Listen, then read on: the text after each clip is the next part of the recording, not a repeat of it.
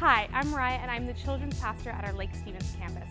Thanks so much for joining us online today. If this is your first time checking us out, welcome. We're so excited that you're here, and we would love to get to know you better.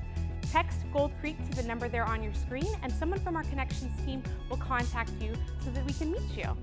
Also, if you call Gold Creek your home already, we are so grateful for you. We cannot have church without you.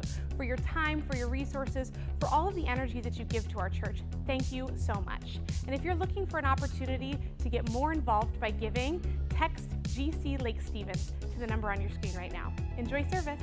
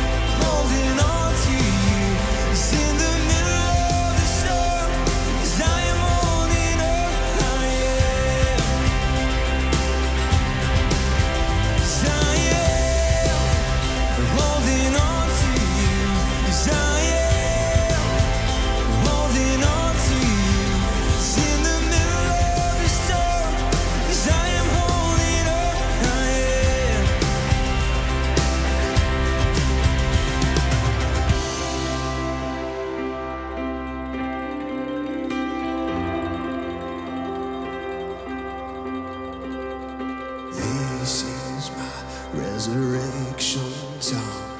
This is my hallelujah come. This is why it's to you I run.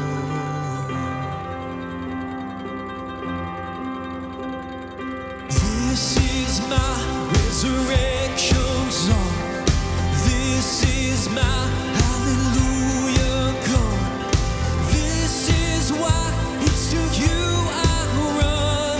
There's no space that is love.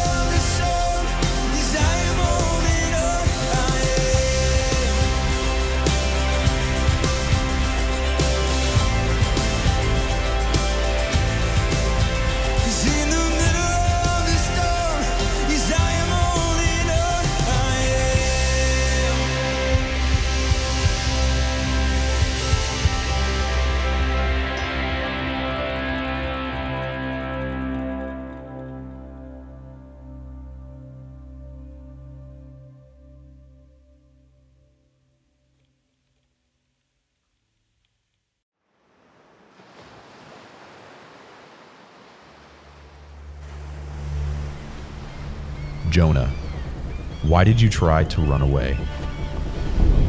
Did you think you could hide? How come you took off in the opposite direction?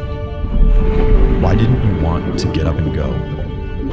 Don't you know that you can't escape me, even in the depths of the sea?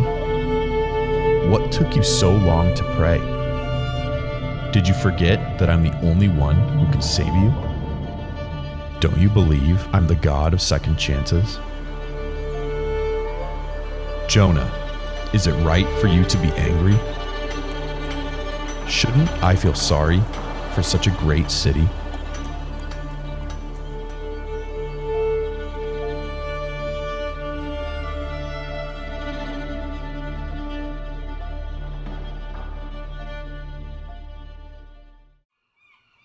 Hey, welcome. I'm so glad you joined us. We start this brand new series called Big Fish. I can't wait. This is going to be great every week. In fact, we want you to participate in this series. There's a cool way for that to happen. Before I tell you how, let me just encourage you. If you're a regular attender at Gold Creek and this is your service, man, we are so glad you're there. Invite someone to watch it with you. Share the feed with somebody. Share the message with somebody. That's perfect. We're glad you're here. You're a part of us. We want to stay connected to you. Make sure you let us know what's going on in your life. If you're a newcomer, man, welcome aboard. It's really easy to join us, and we're going to help you get connected. And if you're just investigating us, this is the perfect way to do it. Thanks for coming. Hope you enjoy the message today. Well, I want to tell you how you can participate in Big Fish series.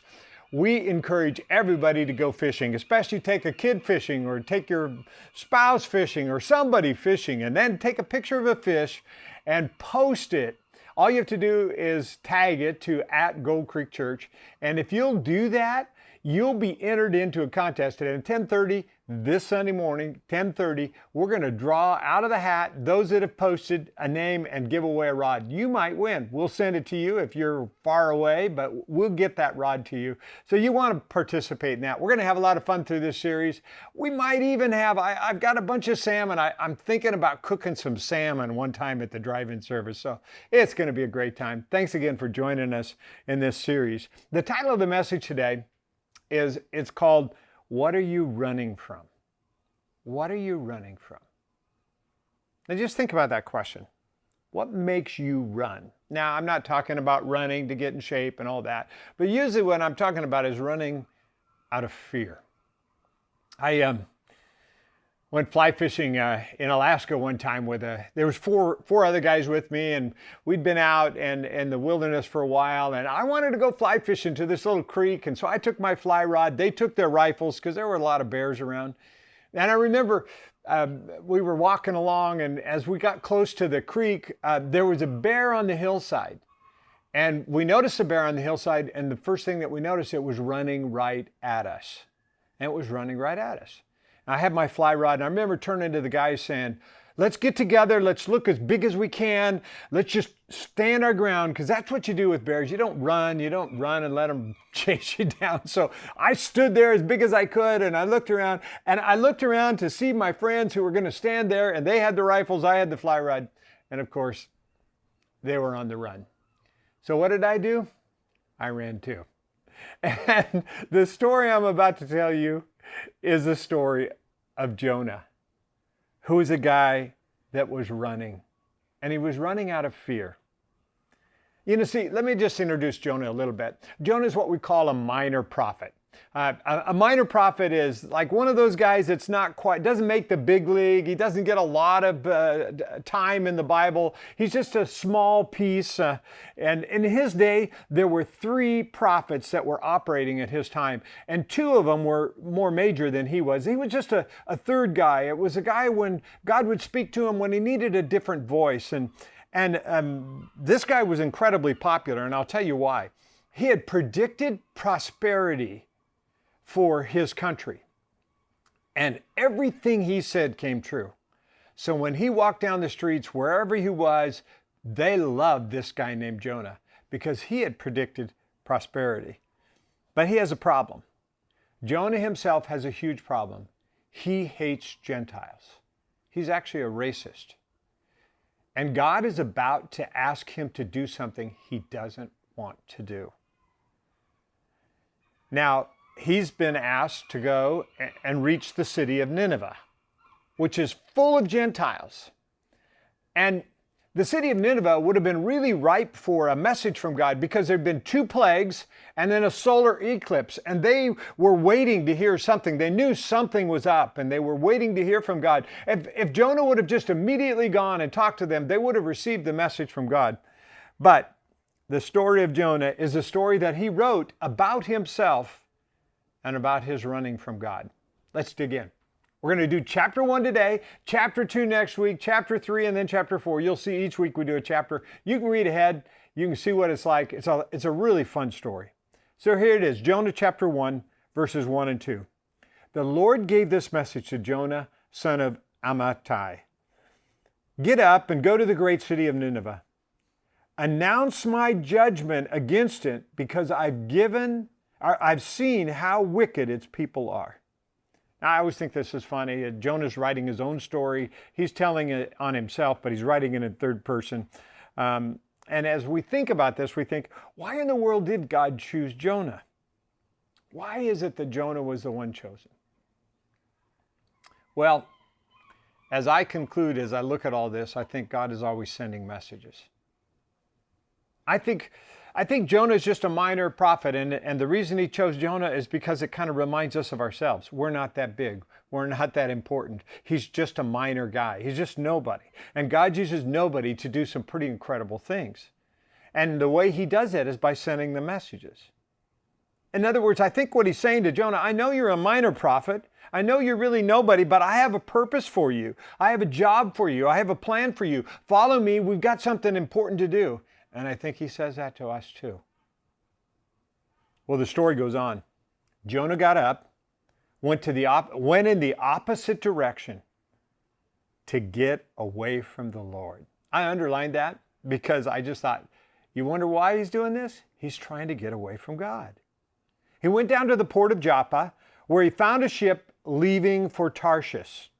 Now, I think this is kind of interesting because we're doing this on a boat here today. We're at the Everett Marina, and I just wanted to illustrate it. It would have been what he did. Joppa was a marina. You could go to a marina, find a boat, and they would buy a ticket and take them somewhere. And they would go out into the Mediterranean. And Tarshish is about as far away as you can get from the city of Nineveh. Nineveh was inland. It'd be like going to Spokane. Instead of going to Spokane, you're going to Everett. It's the opposite direction. And the ship was leaving for Tarshish. I think Jonah in his mind was thinking, God's going to have to use someone else. Because if I'm in Tarshish, I can't be the prophet God chooses to use for Nineveh. So he bought a ticket. He went on board, hoping to escape from the Lord by sailing to Tarshish. Now he bought a one-way ticket. A lot of times we do the same thing. We think we're headed one way and we're going to be this way. Little did he know, Jonah didn't know how painful his return trip would be. Let me give you some advice right now. If you're running from God, God's given you a message, God's doing something in your life, don't buy a one-way ticket in the wrong direction. Stop now. If you're headed in the wrong direction, stop now, turn around. It will be worth it because the trip back is really painful. Which makes me ask the question, what are you running from? What are we running from? I was thinking all the different things that we run from. Sometimes God gives us a message. We're just minor prophets. We have a message from God and he says, speak up, share your faith. And we run from our neighbors, our coworkers, our family members because we're afraid of rejection. And we're afraid to speak up. Sometimes the message that God gives us is step up. I want you to be a better husband. I want you to be a better wife. I want you to be a better friend. I want you to be a better worker. Step up. I have a reason that I have you there. You're in that relationship for a reason. Come on, step up. Sometimes he says, parent up. The kid that I gave you, no one else could handle. You're the only one. You're the perfect person for them. Step up. Parenting's hard. Do the right thing. Don't stop. Don't quit. Don't give up. Don't be their friend. Be their parent. Sometimes he says, cheer up. Whatever you're worrying about, whatever's got you down right now, you don't have to be worrying about it. Quit worrying about it. Cheer up. Sometimes he says, pony up. The job that I've given you, the money that I've given you, the resources that I've given you make a difference in someone else's life. I want to use you in an incredible way. Learn to be generous. And in all of those things, we can all hear that message from God and then turn around and run from God. Sometimes we all run from God. We have a mission, though. God has a word for every one of us, even though we're all just minor prophets. Well, the story goes on. Verse 6. All this time, Jonah was sound asleep in the hold. It says, the Lord hurled a powerful wind over the sea, causing a violent storm that threatened to break the ship apart. Fearing for their lives, the desperate sailors shouted to their God and threw the cargo overboard to lighten the ship. In other words, this is a storm like none other. These are sailors. They knew what they were doing. This was a worst storm they've ever experienced. And it's pretty amazing. They're doing everything they can to survive. While they're doing this, all this time, Jonah was sound asleep in the hold. So the captain went down after him. How can you sleep at a time like this? I was thinking about that. Why do you think Jonah was asleep in the hold? You know what? He was hiding from God. He was hiding from God. Now, maybe you're listening today and you've been running from God for a long time. I know of a young woman who's been running from God for a long time. I've been in relationship with her for a long time, and I remember her as a teenager. She began to run from God, and she ran to drugs. She tried to fill her life with drugs and alcohol and all of that, and that ended in some pretty terrible experiences. And then she began to fill her life with men. She had 3 different marriages, 4 different men, 4 different kids by 4 different marriages, all of them ending in failure. It's all a process of trying to run from God. Even now, she finds herself depressed, on medication, doing everything she can.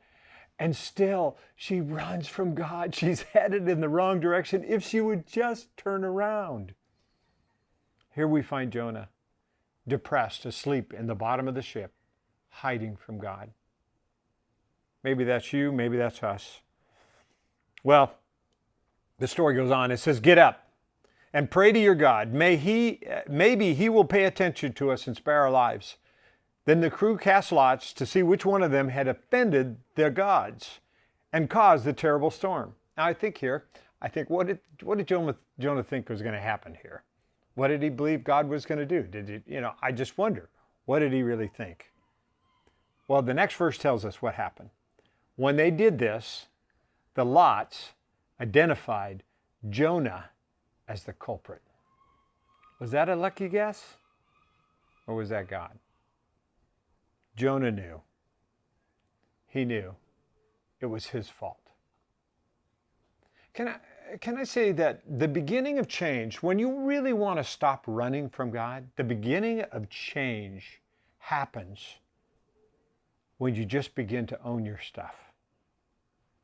Have you ever had trouble losing keys? My wife and I have always had trouble losing keys. Sometimes we have trouble losing our checkbook. And it's so frustrating when you come in and you know you had the keys, you put them right here. And so the first thing you do is you blame the kids, you blame the dogs, you blame anybody you possibly can, because you don't want to be responsible for the fact that you probably lost the keys. It's probably right where you put them the last place.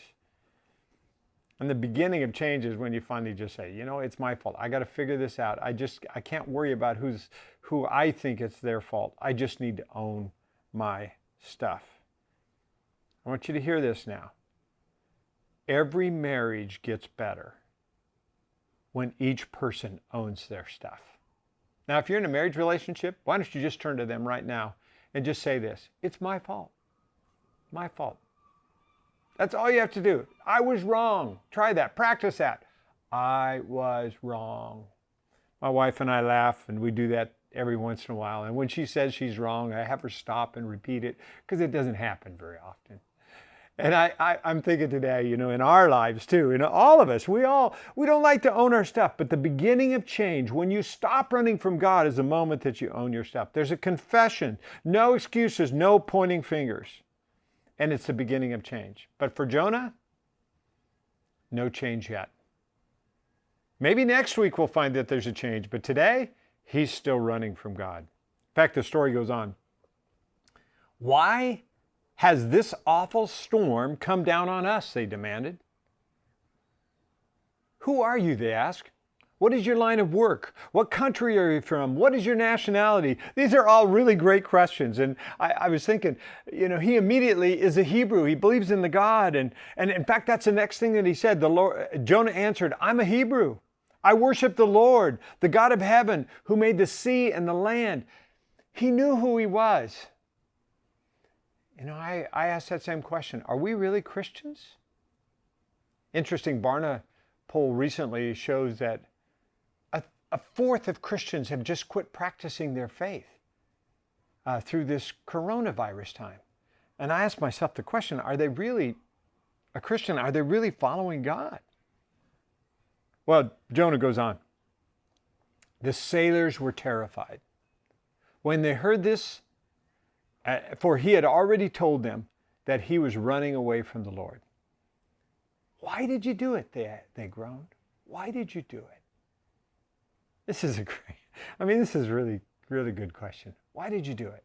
So you answer the question. Why did you run from God? Why do you run from God? I think of a lot of reasons, just like running from the bear. We're just afraid. What are we afraid of? Oh, I talk to people all the time. They're afraid they're not going to have any fun as a Christian. They're afraid it's going to be too hard for them, too big. They're going to be too religious, too rejected by their friends, you just fill in the blank. There's so many people that are running from God because of fear. I had a good friend who I shared my faith with, and over a period of time, I convinced him about God, and I talked to him about how Jesus was real and how he was meaningful to me. And at the end of the day, I remember asking him this question, do you really believe in Jesus? And he said, yeah, I really believe in Jesus. And do you believe he's really the only way to God? Yeah, I really believe that. Well, why don't you commit your life to him? And he said, no, I'm not ready yet. I want to do a lot of things before I do that. And he turned around and he ran away from God. His life ended in a really terrible spot. And he eventually turned to God. But if he would have stopped right there and just said, man, I need to just turn toward God, how much better his life would have been. But in his mind, he had more to do. Why do you do it? Why do you run? Well, Jonah goes on and says this, verse 11. Since the storm was getting worse all the time, they asked him, what should we do to stop the storm? And here's an interesting answer. Throw me into the sea. Throw me into the sea, Jonah said, and it will become calm again. Now, I was thinking of a lot of different answers he could have had. If he was really done running from God, all he had to do is say, turn the boat around, take me back, and I'll go to Nineveh. The storm would have been done. Instead, he was so committed to run from God that he was willing to die rather than convert those Ninevites, those Gentiles that he hated. In fact, I think he was saying, there's no way that God is going to make me do that, which I think is always laughable. Whenever we say we're not going to do that, I think God has a wonderful way of helping us do whatever it is we think we're not going to do. Well, the story goes on. I know that this terrible storm is all my fault. Instead, the sailors rowed even harder to get the ship to the land. But the stormy sea was too violent for them, and they couldn't make it. These Gentiles, amazingly, were willing, even though they knew Jonah was at fault here, even though they knew they needed to throw him over, they were willing to do everything they could to save his life. Now think about that. Jonah hated Gentiles. They loved him more than he loved them.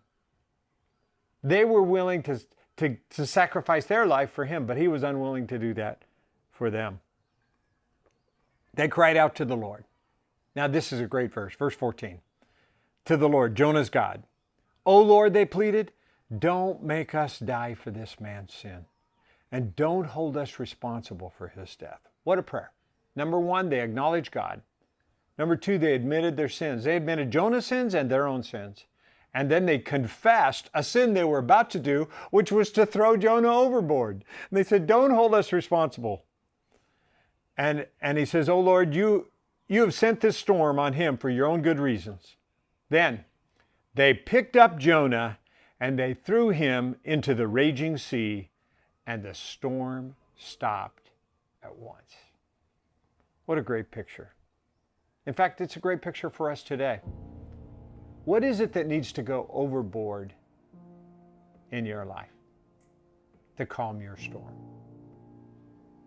Think about that. Where is your rebellion? What one-way ticket have you bought to keep you from doing what God's called you to do?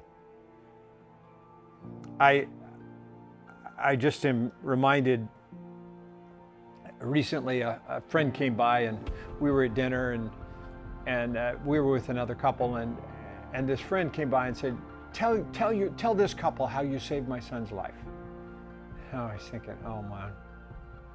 Well, first of all, she was being very, very kind. Her son was a heroin addict, and when they came to church, he gave his life to God and he quit running from God and he started to run to God, and his life completely changed. And I never changed his life, but God changed his life, and it was such a great story. It was a great story because he quit running. And that's the same story that all of us will have today if we'll simply quit running. Well, here's the end of the story. Verse 16, last verse of the chapter. The sailors were awestruck by the Lord's great power. They offered him a sacrifice and vowed to serve him. I just think this is hilarious to me. Jonah was committed to not share the good news with the Ninevites or any Gentile. And yet God used his own rebellion to convert a bunch of Gentiles on a boat. Poor Jonah, no matter what he did, God was going to use him. And I want to say this to you. God uses even your rebellion. You're here today for whatever reason you've been running from God, for whatever reason you've not been following the message that God's given you. It's time. It's time. Would you just pray with me? Ask yourself this question.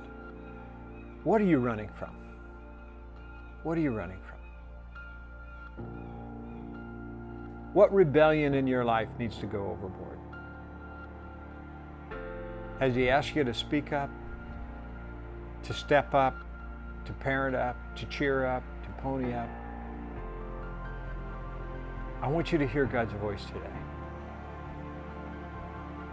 and be willing to change your direction.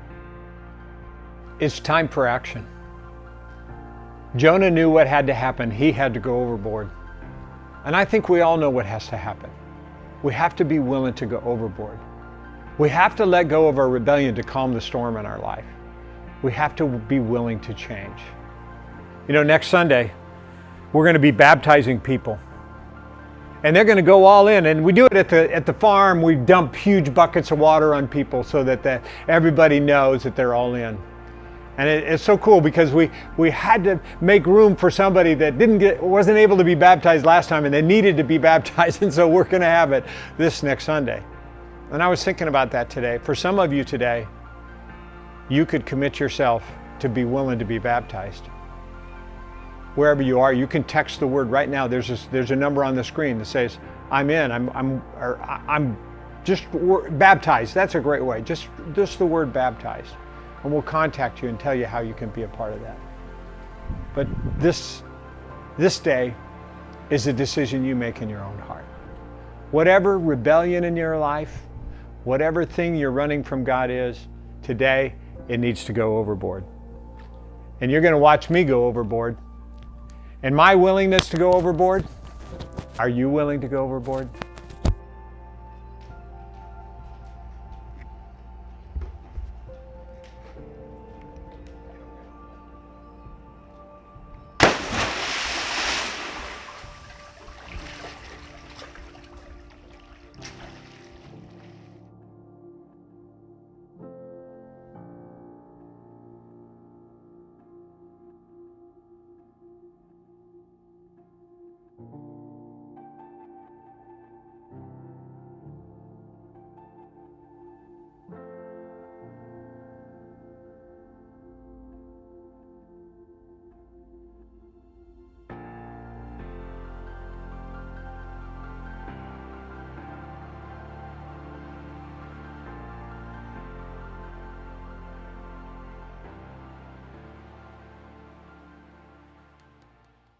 Thanks so much for joining us today.